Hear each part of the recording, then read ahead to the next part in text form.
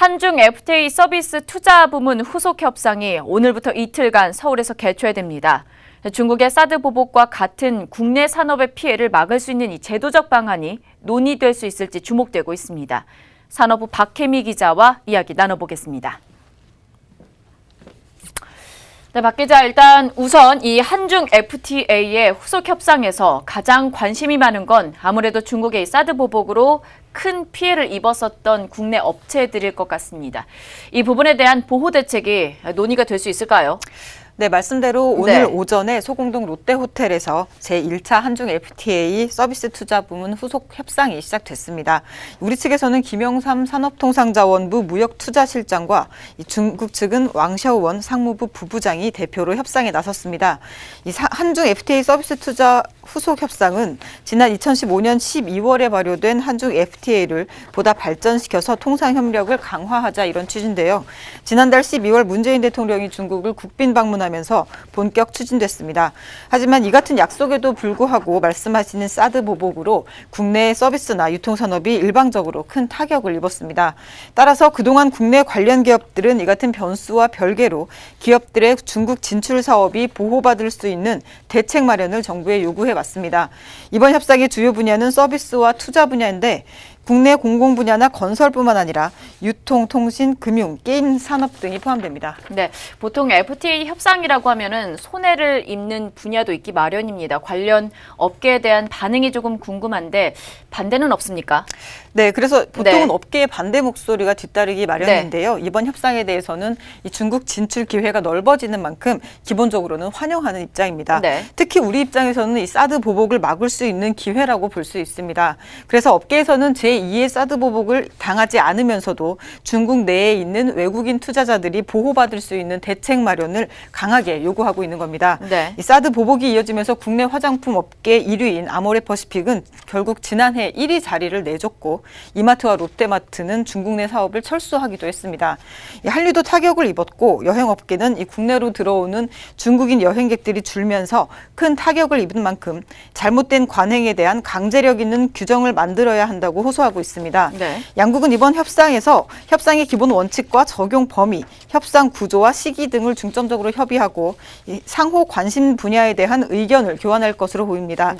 또 차기 협상부터는 이 서비스 투자 시장 개방 확대와 투자자 보호 방안을 본격적으로 논의할 예정입니다. 네, 어떤 분야들이 논의가 되고 그리고 국내 산업에는 어떤 영향이 있을지 그리고 이제 전망도 좀 살펴보죠.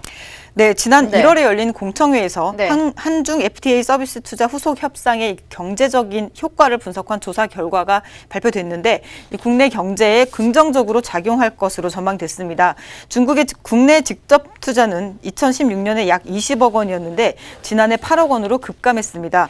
이번 후속 협상을 통해서 36.34%가량 추가로 늘어날 것으로 관측됐습니다.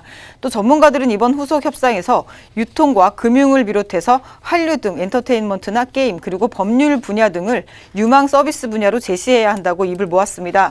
또 업계 관계자들은 최근 국내 업계들이 베트남 등으로 눈을 돌리고 있긴 하지만 아직도 중국은 온라인과 오프라인을 통틀어 가장 중요한 글로벌 시장이라고 말하고 있습니다. 특히 중국 온라인이나 이커머스 시장 규모가 커지면서 결제 과정에서 금융사고나 개인정보 유출 등의 사고가 잇따르고 있는데요. 이 부분에 있어서도 양국이 공동으로 거래 안전 장치 등 대책을 마련해야 한다 이런 지적도 제기됐습니다. 중국의 경우 이번처럼 시장 개방 범위를 크게 확대하는 네거티브 방식의 FTA는 이번이 처음입니다. 우리 입장에서는 넓은 시장 진출의 기회가 주어지는 셈인데요. 그만큼 체계를 제대로 갖출 필요가 있다는 겁니다. 전문가의 말 들어보시죠. 중국이 제도적으로는 이미 마치 개방을 한 것처럼 보이지만은 실제로 개방하지 않은 부분들이 많이 있습니다. 이 FTA 협상을 통해서 그런 눈으로 보이지 않는 부분을 명확하게 하고 딱 어떻게 보면은 규정화시킨다는, 즉 락인시킨다는 부분에 대한 효과 부분도 분명히 한중 FTA 협상에서 중요한 협상 성과가 될 것입니다. 중국 측에서는 미국의 보호무역주의 강화에 대해서 좀 비판하는 발언이 있었나 봐요. 네, 오늘 열린 수석협상 개회식에서 중국 대표인 왕샤오원 상무부 부부장이 중국의 규제 개혁을 통한 시장 개방 의지를 강조했습니다. 특히 서비스 투자 부문에 대한 지속적인 개방 의지를 확실히 드러냈습니다. 한편으로는 이게 미국의 보호 무역주의 강화 정책을 우회적으로 비난한 것으로도 풀이되는데요. 왕샤오원 부부장의 말 직접 들어보시죠.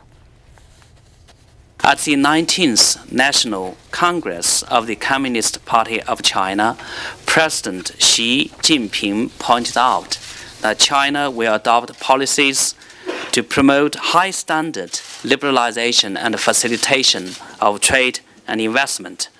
We need to share the